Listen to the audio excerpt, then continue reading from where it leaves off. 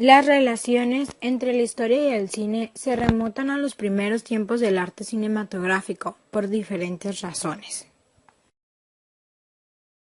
La naturaleza del cine como espectáculo permite a los guionistas y directores plantear reflexiones filosóficas y morales desde argumentos transcurridos en escenarios remotos. La popularización de la historia en clases obreras atrajo la atención del cine. Por esto, en las primeras películas intentan reflejar las condiciones de vida de los trabajadores. Otro factor son las políticas de memoria y el interés por reflexionar sobre el pasado inmediato.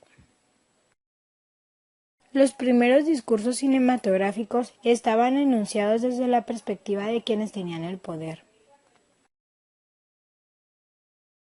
Desde que el cine empezó a tratar argumentos históricos, el tema ha estado rodeado de polémica gracias a grandes escándalos, por lo cual se realizaban las preguntas planteadas por la utilización de la historia, las cuales son asociada con el valor pedagógico, valor del cine como testimonio histórico, cine propagandístico y político. Como herramienta, debe de ser sometida a un proceso de crítica como una fuente histórica. Se trata de un debate acerca del valor didáctico. Este debate se debe a la capacidad del cine de plasmar imágenes en movimiento, para crear arquetipos populares de imaginario colectivo, lo cual acerca más al mundo real. Lera hace una clasificación del cine histórico de ficción en 3 apartados. Sin voluntad directa de hacer historia, poseen contenido. Evocan un paisaje de la historia, pero no se enfocan de manera rigurosa. Con voluntad directa de hacer historia, reconstruyendo con rigor. La historia como género, el cine histórico. En una estadística de 1980 se decía que el casi 7% de los profesores de historia en Europa utilizaban el cine para sus clases de historia. Una década más tarde esa cifra se había multiplicado por 5. Michael Porter establece que el cine puede aprovecharse para la enseñanza en 3 sentidos: enseñanza en el cine, enseñanza por el cine y enseñanza del cine. El cine sirve para enseñar historia, para reforzar el aprendizaje de la misma, pero es necesario que existan mínimos conocimientos previos, ya que nadie puede aprender historia solo mediante una película. La enseñanza de la historia mediante el cine requiere unas habilidades críticas y selectivas por parte del docente de los contenidos de la película y también de parte del espectador para poder aprovechar ese aprendizaje. El cine cuenta con limitaciones en cuanto al conocimiento histórico. Se debe a su reducido ámbito de atención, ya que normalmente se centra casi siempre en narrar los grandes sucesos, las vidas de los grandes personajes como reyes, princesas, nobles, tiranos, etc. Pero pese a esas limitaciones, mediante un buen conocimiento previo y el apoyo del profesor se puede llegar al aprendizaje. El cine como documento histórico. Marc Ferro comenta que todos los filmes son históricos, incluyendo los pornográficos.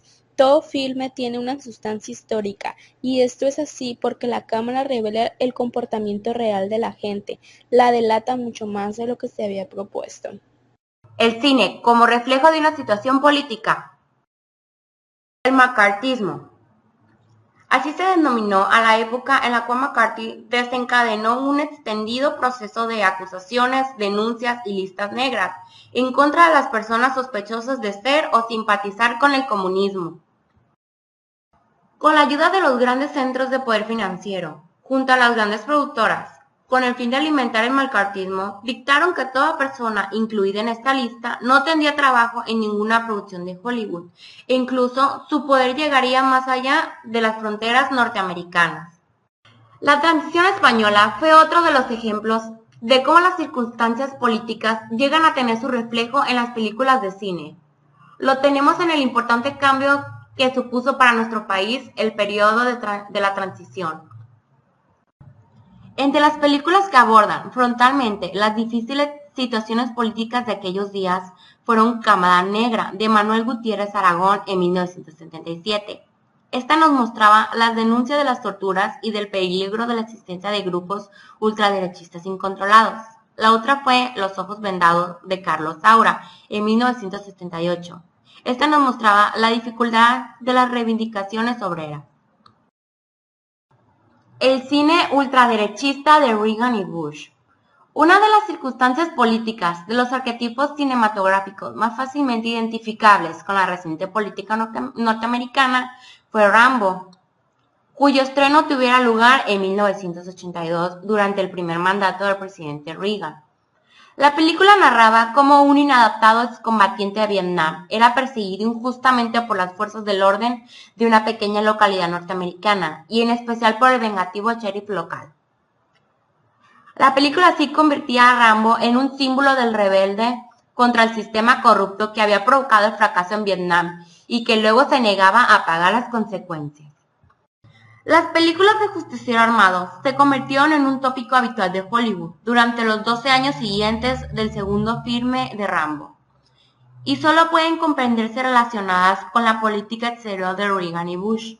Los mandatos de ambos presidentes republicanos marcaron una tendencia en ciertas películas de Hollywood que marcaban el paralelismo entre los tipos duros que luchaban contra los malos y la política exterior agresiva de los Estados Unidos de América.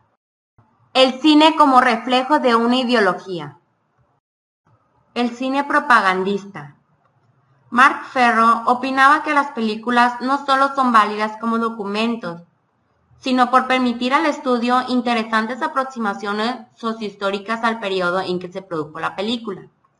Es necesario que el historiador no se limite a analizar el contenido argumental de la película, ni siquiera sus planos y secuencias, sino que también debe analizar las relaciones entre todos los elementos que componen la película, el guión, el montaje, etc. El conocimiento por parte del historiador de todos estos elementos puede ayudarle a contextualizar determinadas películas y a dotarlas de toda su significación atendiendo al periodo y a la ideología con las que fueron concebidas.